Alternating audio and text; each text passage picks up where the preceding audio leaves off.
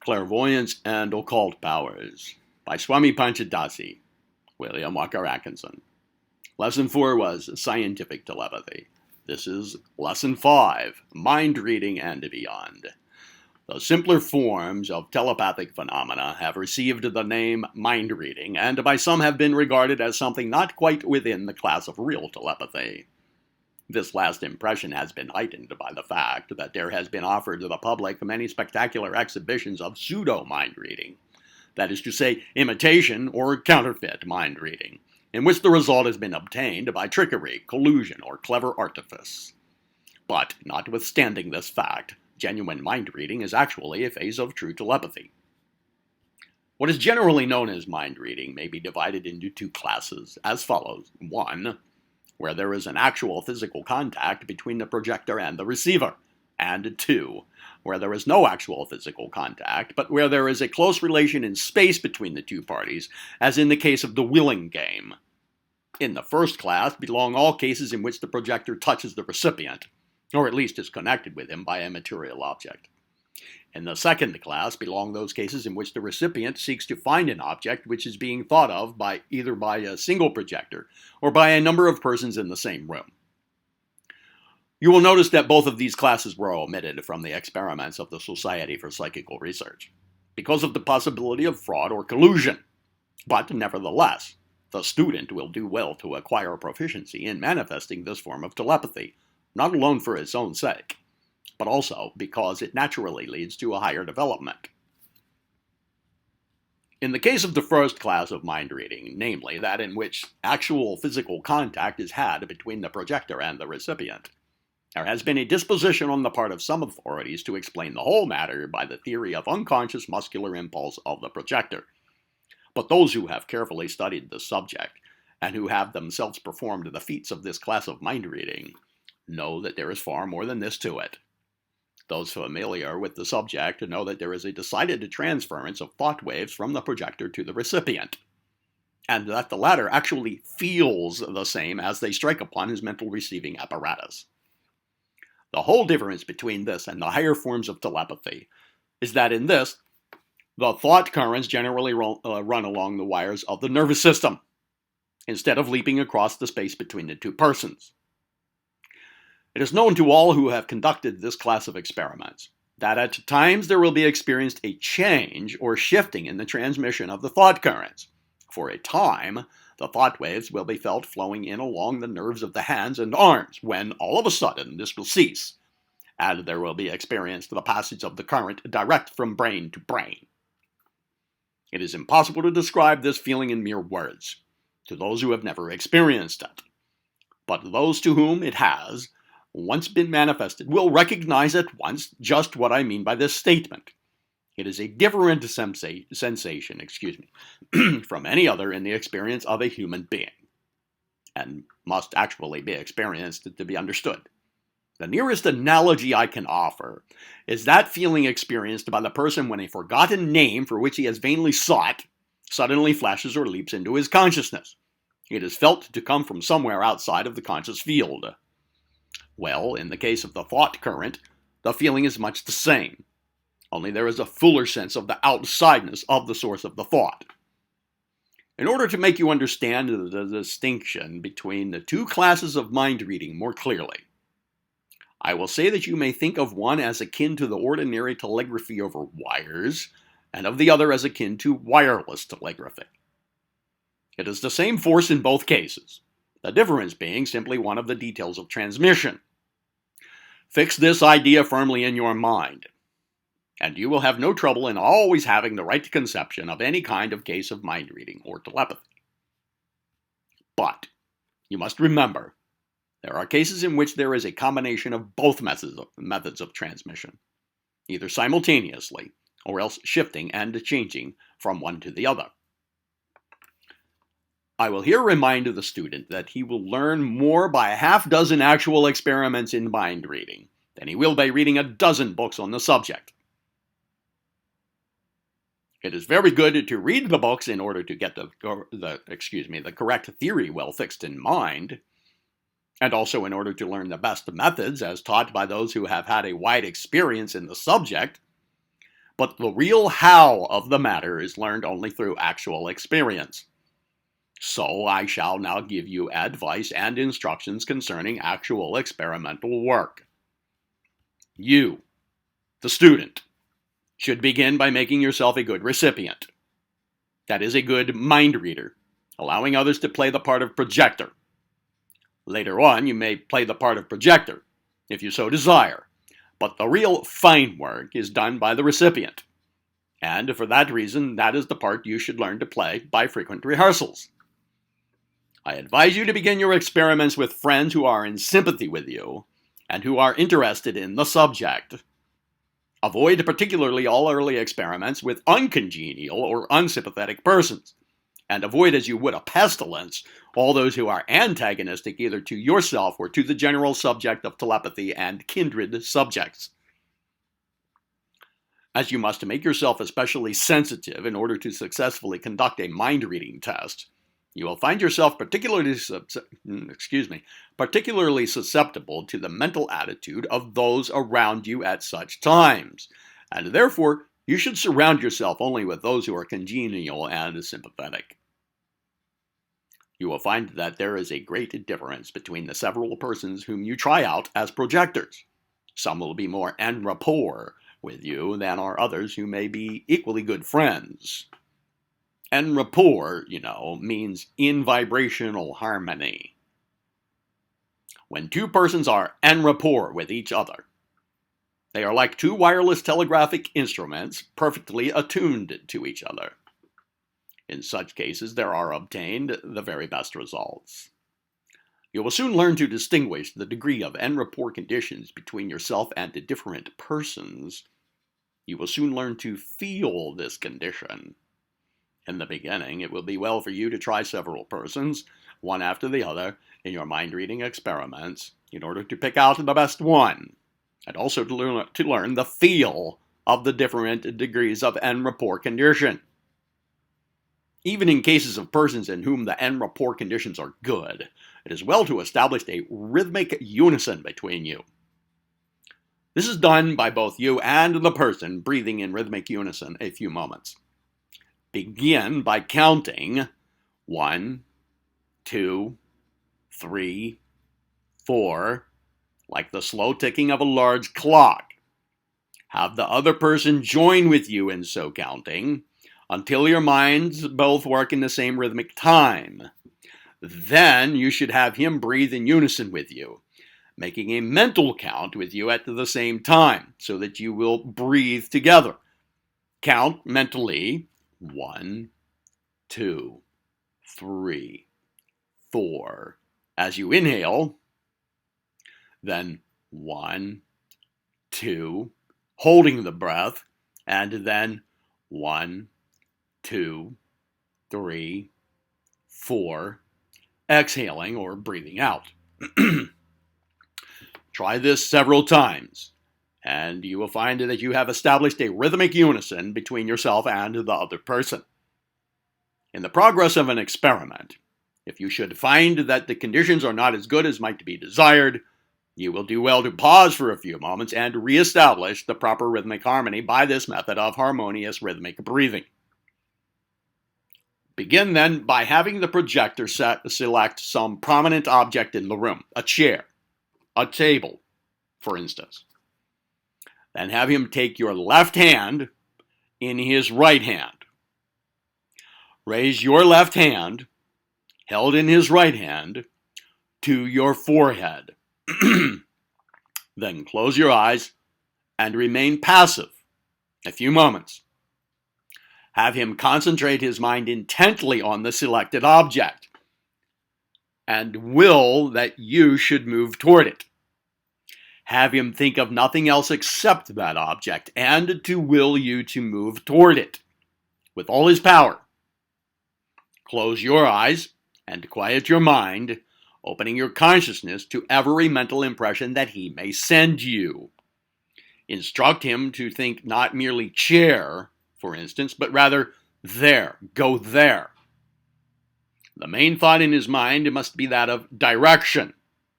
He must will that you move toward the chair. After a moment or two, you will begin to feel a vague, general impulse to move your feet. Obey the impulse. Take a few slow steps in any direction that seems easy to you. Sometimes this will take you in an opposite direction from that of the chair, but it will get you going, and you will soon begin to feel that that direction is all wrong, and will begin to be mentally pulled in the right direction. You will have to actually experience this feeling before you will fully understand just what I mean.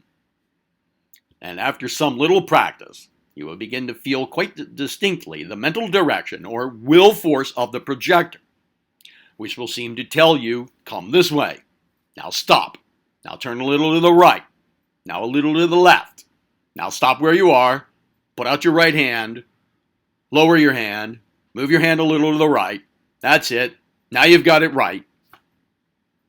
You will soon learn to distinguish between the no, that's wrong, thought, and the that's right one, and between the go on and the come on one. By making yourself completely passive and receptive and obedient to the thought and will impulses of the projector, you will soon act like a ship under the influence of the rudder in the hand of the projector.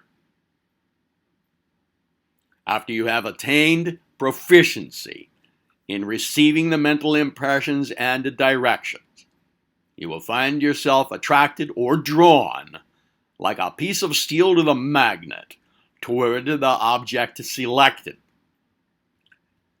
It will sometimes seem as if you were being moved to it even against your own will, and as if someone else were actually moving your feet for you. Sometimes the impulse will come so strongly that you will actually rush ahead of the projector, dragging him along with you instead of having him a little in advance or by your side. It is all a matter of practice. You will soon discover the great difference between different projectors. Excuse me. Some of them will be in perfect en rapport condition with you, while others will fail to get into tune with you. Some projectors do not seem to know what is required of them and usually forget to will you to the object. It helps sometimes to tell them that the whole thing depends upon their willpower, and that the stronger their will is, the easier it is for you to find the thing. This puts them on their mettle and makes them use their will more vigorously. You will soon learn to recognize that peculiar feeling of all right that comes when you finally stand in front of the desired object. Then you begin to move your right hand up and down and around until you get the right feel about that also, when you should place your hand on the place which seems to attract you most. You will find that the hand is just as responsive to the mental force as are the feet. You will soon learn to distinguish between the mental signals up, down, to the right, to the left, stop now, you're right, etc. I cannot tell you just the difference. You must learn to feel them. And you will soon become expert in this. It is like learning to skate, to run an automobile, operate a typewriter, keyboard, anything else. All a matter of exercise and practice. But it is astonishing how rapidly one may learn, and how, at times, one seems to progress by great leaps and bounds. Now I shall give you the different stages or steps which you will do well to follow in your exercises, progressing from the more simple to the more complex. But to be sure to thoroughly master the simple ones before you pass on to the more complex one. Be honest and strict with yourself. Make yourself pass the examination before promotion. Each and every step. Number 1, locations. Begin by finding particular locations in a room, corners, alcoves, doors, etc. 2, large objects. Then begin to find large objects, such as tables, chairs, bookcases, and so forth. Number 3, small objects. Then you proceed to find small objects, such as books on a table, sofa cushions, ornaments, paper, knives, etc. Gradually work down to very small objects, such as scarf pins, articles of jewelry, pocket knives, and so on. Number 4, concealed objects, meaning then proceed to find the small objects that have been concealed under other objects, such as a pocketbook beneath a sofa cushion, a key in a book, or a key under a rug, etc. 5, minute objects, meaning then proceed to discover very small objects, either concealed or placed in an inconspicuous place, such as a pin stuck in the wall, or a small bean under a vase. The public performers of mind reading vary the above by sensational combinations, but you will readily see that these are but ingenious arrangements of the above general experiments, and that no new principle is involved in them. As these lessons are designed for serious study and experiment, and not for sensational public performances, I shall not enter into this phase of the subject here in these pages. The student who understands the general principles and is able to perform the above experiments successfully will have no difficulty in reproducing the genuine feats of the public mind readers by simply using his ingenuity in arranging the stage effects and so on. Among other things, he will find that he will be able to obtain results by interposing a third person between the projector and himself, or by using a short piece of wire to connect himself and the projector. Drawing pictures on a blackboard, or writing out the names on a slate by means of thought direction, are simply the result of a fine development of the power of finding the small article. The impulse to move the hand in a certain direction comes in precisely the same way. The public driving feats of the professional mind reader are but a more complicated form of the same general principle. The impression of direction once obtained, the rest is a mere matter of detail. The opening of the combination of a safe, though requiring wonderful proficiency on the part of the operator, is simply an elaboration of the direction movement. Excuse me. Some recipients are, of course, far more proficient than are others.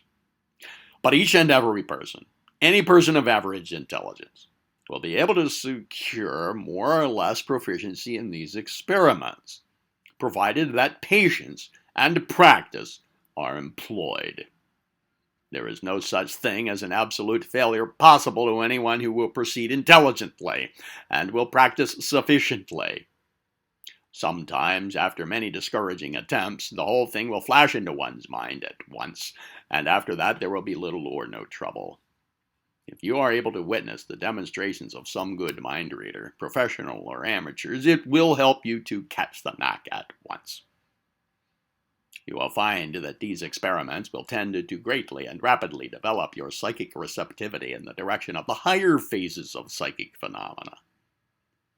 You will be surprised to find yourself catching glimpses or flashes of higher telepathy or even clairvoyance.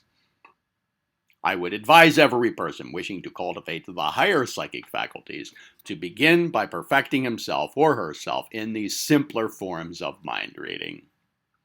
Besides the benefits obtained, the practice proves very interesting and opens many doors to pleasant social entertainment. But never allow the desire for social praise or popularity in these matters to spoil you for serious investigation and experiment. Now, the second step of development. The student, having perfected himself in the experiments along the lines of the first class of mind reading, that is, where there is no actual physical contact between the projector and recipient, but where there is a close relation in space between the two.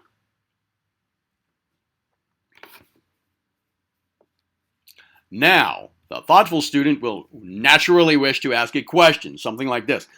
You have told us that there is no real difference between the telepathy at a great distance and that in which there is only the slightest difference in the position of the projector and recipient, providing always that there is no actual physical contact. Now, this being so, why your insistence upon the close relation in space just mentioned? What is the reason for this nearness? Well, it's like this. While there is no distinction of space in true telepathy, still in experiments such as I shall now describe, the physical nearness of the projector enables him to concentrate more forcibly, and also gives confidence to the new beginner in receiving mind currents. The benefit is solely that of the psychological effect upon the minds of the two persons, and has nothing to do with the actual power of the telepathic waves. It is much easier for a person to concentrate his thought and will upon a person in actual physical sight before him than upon one out of sight. And likewise, the recipient finds himself more confident and at ease when in the actual physical presence of the person sending the thoughts and will power. That's all there is to it. When the persons have acquired familiarity with projecting and receiving, then this obstacle is overcome, and long distances have no terror for them. The best way for the student to start in on this class of mind reading is for him to experiment occasionally while performing his physical contact mind reading experiments. For instance, while engaged in searching for an object, let him disengage his hand from that of the projector for a moment or so, and then endeavor to receive the impressions without contact. This should be done only in private experiments, definitely not in public ones. He will soon discover that he is receiving thought impulses in spite of the lack of physical contact. Faint, perhaps, but still perceptible. A little practice of this kind will soon convince him that he is receiving the mental currents direct from brain to brain. This effect will be increased if he arranges to have several persons concentrate their thoughts and willpower upon him during the experiment. From this stage, he will gradually develop into the stage of the willing game. The willing game, quite popular in some circles, is played by one person, usually blindfolded, being brought into the room in which a number of persons have previously agreed upon some object to be found by him, they concentrating their thought firmly upon the object. The audience should be taught to not only to think, but also to actively will the progress of the recipient from the start to the finish of the hunt. They should will him along each step of his journey, and then will his hand to the object itself wherever it be hidden. An adept in the receiving end of the willing game will be able to perform all the experiments that I have just pointed out to you in the contact mind reading class. In the willing game, you must remember that there is no taking hold of hands or any other form of physical contact between the projector and recipient. The transmission of the mental currents must be direct from brain to brain. Otherwise, the two classes of experiments are almost identical. There is the same willing toward the object on the part of the projectors, and the same passive obedience of the recipient. All the difference is that the current now passes over the ether of space, as in the case of the wireless message, instead of over the wires of the nervous system of the two persons. The next step is that of guessing the name of things thought of by the party. I can give you no better directions than those followed by the investigators in the Creary Children, as related in a preceding chapter of this book. When you become sufficiently proficient in this class of mind reading, you should be able to reproduce every experiment there mentioned, with at least a fair degree of success. It is all a matter of patience, perseverance, and practice.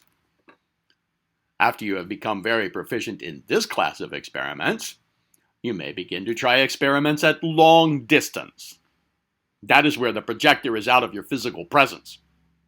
It makes no difference whether the distance be merely that between two adjoining rooms, or else of miles of space.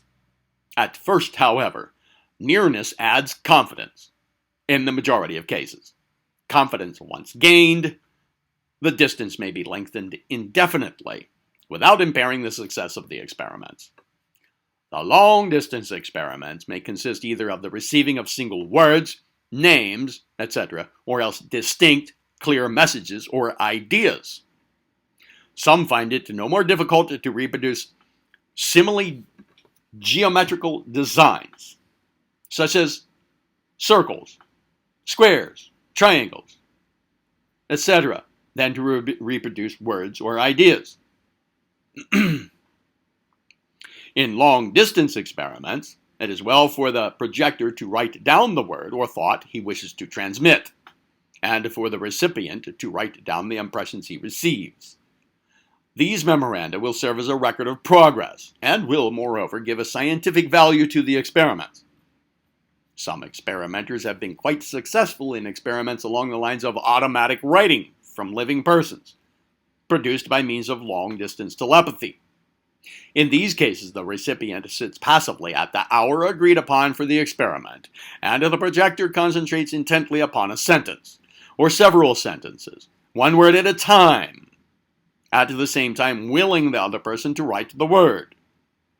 The famous investigator of psychic phenomena, the late W.T. Stead, or Stead, S-T-E-A-D, editor of a London newspaper, who went down on the Titanic, was very successful in experiments of this kind.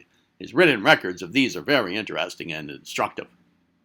You will, of course, understand that in all cases of long-distance telepathic experiments, there should be an understanding between the two persons regarding the time and the duration of the experiment, so as to obtain the best results.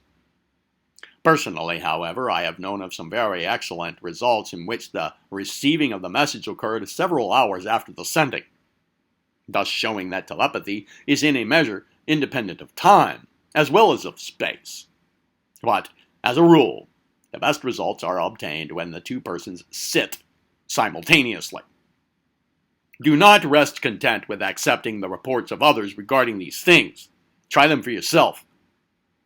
You will open up a wonderful world of new experiences for yourself. But remember always, you must proceed step by step, perfecting yourself at each step before proceeding to the next. Lesson 6 will be clairvoyant psychometry.